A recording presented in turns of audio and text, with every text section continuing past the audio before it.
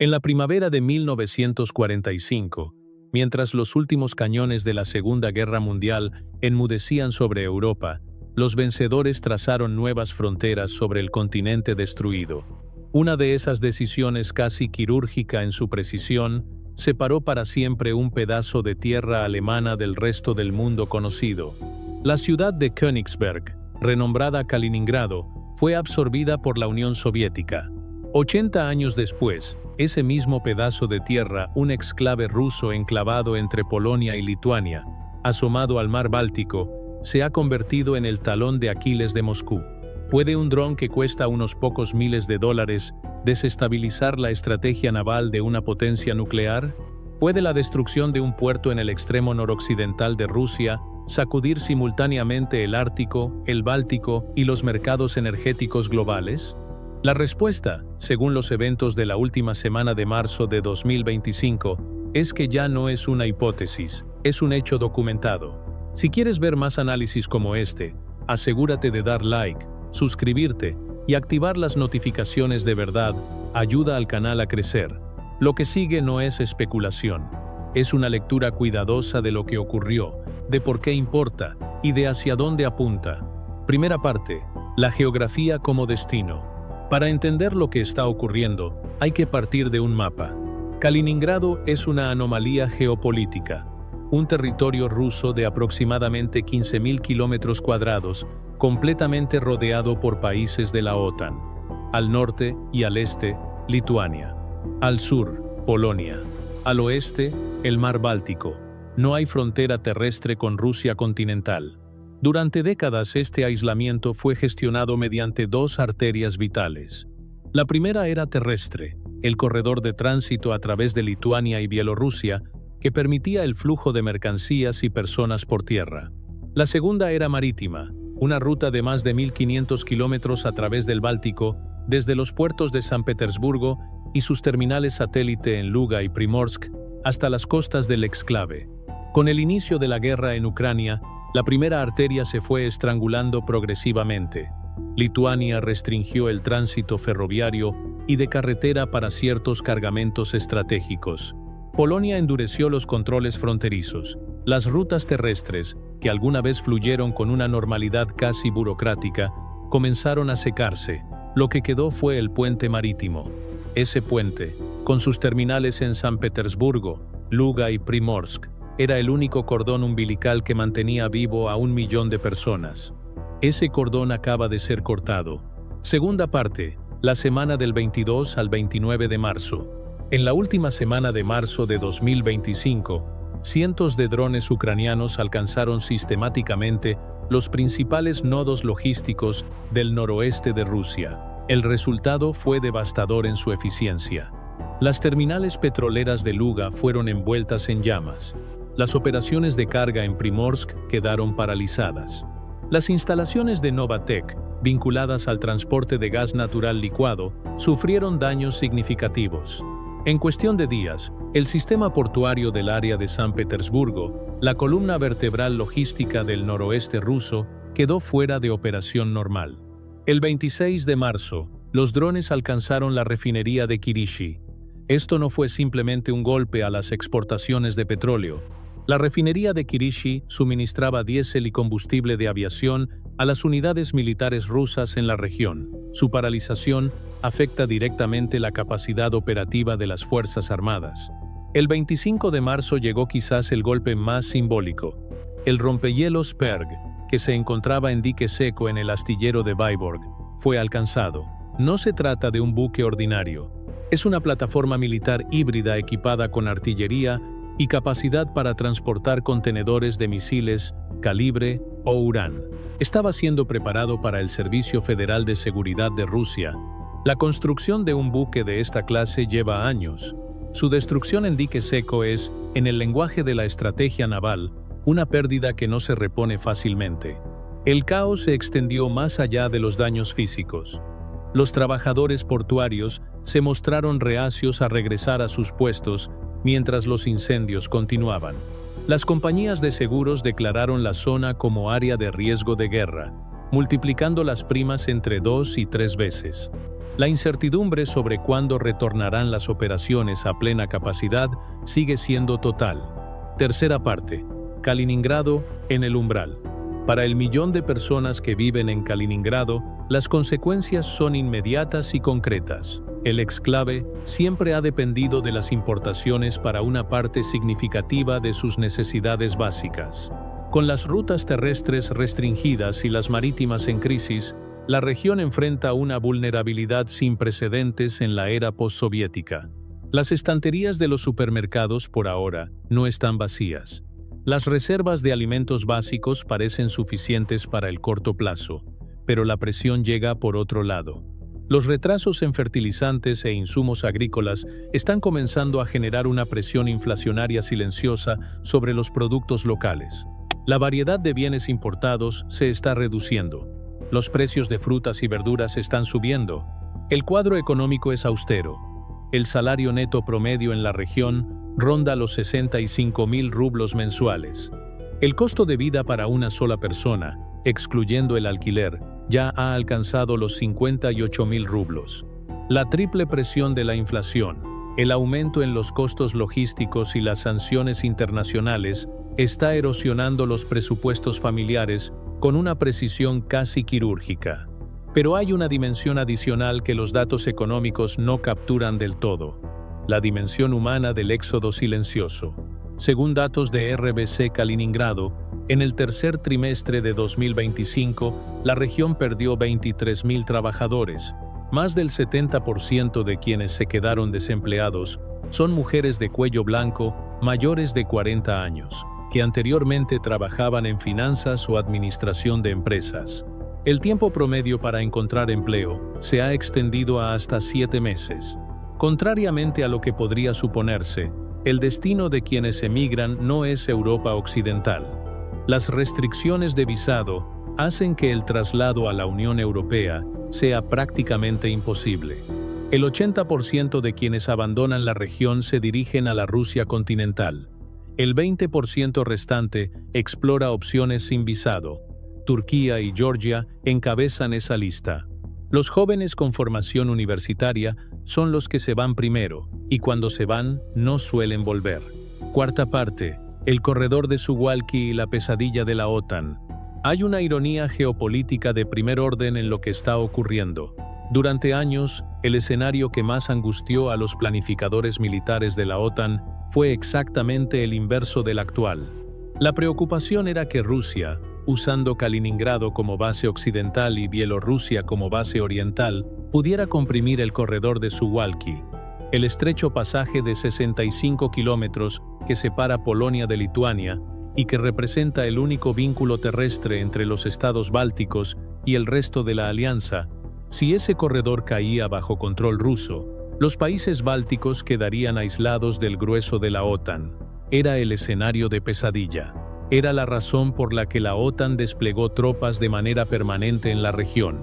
Era la razón por la que Polonia y Lituania consolidaron sus defensas y por la que los ejercicios militares en el Báltico se multiplicaron. Hoy, esa ecuación se ha invertido. Kaliningrado, que debía ser el ariete, se ha convertido en la víctima. Las capacidades militares del exclave misiles Iskander, baterías S-400, la flota del Báltico requieren un suministro constante de combustible, repuestos, municiones y rotación de personal para mantenerse operativas. Cuando las líneas de suministro se interrumpen, el horizonte operativo de esos sistemas se acorta dramáticamente. Un misil disparado no puede ser reemplazado si el cargamento de reposición no llega. Un radar operativo no puede mantenerse si las piezas de repuesto están atrapadas en un puerto en llamas. La OTAN ha aprovechado esta vulnerabilidad con velocidad notable. Se han intensificado los ejercicios en Lituania y Polonia. La disuasión militar del exclave está siendo cuestionada de una forma que habría parecido impensable hace apenas un año. Y en los pasillos de los ministerios de defensa aliados, la pregunta ya no es si Kaliningrado representa una amenaza, sino ¿cuánto tiempo puede Rusia mantener la guardia en ese puesto avanzado?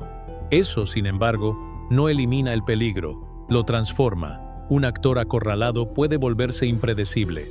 Y si en Moscú se están discutiendo opciones para reabrir por la fuerza un corredor terrestre hacia Kaliningrado, eso significa que el corredor de Suwalki vuelve a estar en el centro del mapa, no como un objetivo de conquista, sino como un punto de desesperación. Quinta parte: San Petersburgo y el sistema nervioso del Báltico. San Petersburgo no es solo la segunda ciudad de Rusia, es el núcleo logístico de toda la estrategia naval rusa en el Báltico. Los puertos de la ciudad y sus satélites en Luga, Primorsk y las cercanías abastecían combustible, repuestos, municiones y rotaciones de personal para los buques de guerra de la flota báltica. Coordinaban las transferencias de componentes especializados para los astilleros navales. Gestionaban el flujo de materiales para la construcción de rompehielos nucleares. La pérdida temporal de estos nodos no es solo un inconveniente logístico, es una herida en el sistema nervioso de la proyección de poder rusa en el noroeste. La situación de la flota del Báltico ya era complicada antes de esta crisis. La adhesión de Suecia y Finlandia a la OTAN transformó radicalmente el equilibrio de fuerzas en la región. La frontera finlandesa de 1.340 kilómetros con Rusia es hoy una frontera de la OTAN. La isla sueca de Gotland, situada en el centro geográfico del Báltico, ha visto un refuerzo militar significativo. Lo que antes era un mar disputado se ha convertido, en la práctica, en un lago de la OTAN. El Ministerio de Defensa ucraniano ha sido explícito al describir este cambio. El Báltico ha dejado de ser un refugio seguro para Rusia y se ha convertido en una zona de alto riesgo. La crisis portuaria de San Petersburgo no hace más que profundizar esa transformación. Sexta parte: el Ártico en el horizonte. Hay una dimensión de esta crisis que recibe menos atención en los análisis convencionales, pero que puede ser la más significativa desde el punto de vista estratégico a largo plazo: el Ártico. La península de Kola es el corazón del arsenal nuclear de Rusia y de la flota del norte. Allí están estacionados 32 buques de guerra y más de 33 submarinos activos. La flota del norte constituye el componente marítimo del disuasor nuclear estratégico de Rusia. Los submarinos balísticos de la clase Borei operan desde esas bases. Este complejo tiene sus propias cadenas de suministro que corren principalmente a través de Murmansk, pero los puertos de San Petersburgo son un nodo crítico de la red logística global. Los componentes electrónicos especializados, las piezas de repuesto de alta precisión, los materiales para reparación naval y las transferencias de personal técnico cualificado pasaban en gran medida por San Petersburgo. Con ese nodo comprometido, la cadena de suministro del Ártico también está bajo presión. Pero hay algo aún más estratégico. En los astilleros del Báltico, en San Petersburgo, se construyen los rompehielos nucleares rusos. En noviembre de 2025, Vladimir Putin colocó personalmente la quilla del nuevo rompehielos nuclear llamado Stalingrad en esos astilleros. Rusia posee actualmente 7 rompehielos nucleares, con 4 más en construcción en esas mismas instalaciones. La flota total de rompehielos rusos asciende a 48 unidades, frente al único rompehielos operativo de Estados Unidos. Esa asimetría representa una ventaja estratégica enorme en la competencia por el Ártico. Los ataques con drones que amenazan los astilleros de la región de San Petersburgo ponen directamente en riesgo esa línea de producción. La capacidad ártica de Rusia, construida durante décadas con inversiones masivas, tiene su corazón productivo dentro del alcance de los drones ucranianos. Históricamente, la flota del norte podía recibir refuerzos de la flota del Báltico a través de las vías navegables interiores. Corbetas de misiles y buques ligeros podían ser transferidos hacia el norte cuando era necesario. Ese canal de refuerzo también está siendo afectado por el caos en la región de San Petersburgo. Las unidades árticas de élite de Rusia, como la 81 y Erea Brigada de Fusileros Motorizados Árticos, fueron desplegadas en el frente ucraniano y sufrieron bajas severas. Según análisis de Luzhny, la ventaja de Rusia en fuerzas terrestres árticas ha sido fundamentalmente erosionada. Reconstruir esas unidades llevará años, y el caos logístico en el noroeste no hace más que complicar ese proceso. Séptima parte: la economía de guerra y el golpe al presupuesto. Las terminales de Luga y Primorsk no eran solo infraestructura portuaria, eran las principales puertas de exportación de petróleo ruso en el noroeste. Entre 1,7 y 2 millones de barriles diarios de petróleo y productos derivados salían por esas terminales. La así llamada flota sombra de Rusia, los buques que transportan crudo eludiendo las sanciones occidentales, opera en buena medida desde esos nodos. La paralización de aproximadamente el 40% de las exportaciones por esas rutas representa una pérdida de ingresos superior a $1.000 millones por semana. Esos fondos no son abstractos, financian la producción de municiones, los salarios del personal militar y la logística del frente ucraniano. En un momento en que Rusia intenta capitalizar la turbulencia en los mercados energéticos globales generada por las tensiones con Irán, el cierre de su propia puerta de exportación crea una contradicción estratégica difícil de gestionar. Para Kaliningrado específicamente, la pérdida del 40% de las exportaciones petroleras puede haber reducido el apoyo presupuestario al exclave. Las pérdidas de ingresos superiores a $1.000 millones semanales afectan directamente los fondos federales asignados a la región. El triple apretón de la inflación, los costos logísticos y las sanciones está erosionando los presupuestos domésticos de manera acumulativa. Octava parte. Energía bajo presión doble. Kaliningrado ya enfrentaba una vulnerabilidad energética estructural antes de esta crisis. En 2025, el exclave fue desconectado del sistema eléctrico BREL, que lo vinculaba con los países bálticos, como parte de un proceso más amplio de desincronización de esas redes de la infraestructura rusa. Desde entonces, la región depende más de sus propias capacidades de generación local. El suministro de petróleo y gas natural hacia el exclave dependía en gran medida de las rutas marítimas del Báltico. La pequeña terminal de gas natural de Kaliningrado opera con capacidad limitada y no puede satisfacer plenamente la demanda regional. Con las rutas marítimas en crisis, la seguridad energética de Kaliningrado está bajo presión simultánea desde dos frentes. La posibilidad de que las reservas de combustible se agoten está generando ansiedad entre los residentes locales. Esa ansiedad tiene una dimensión militar directa.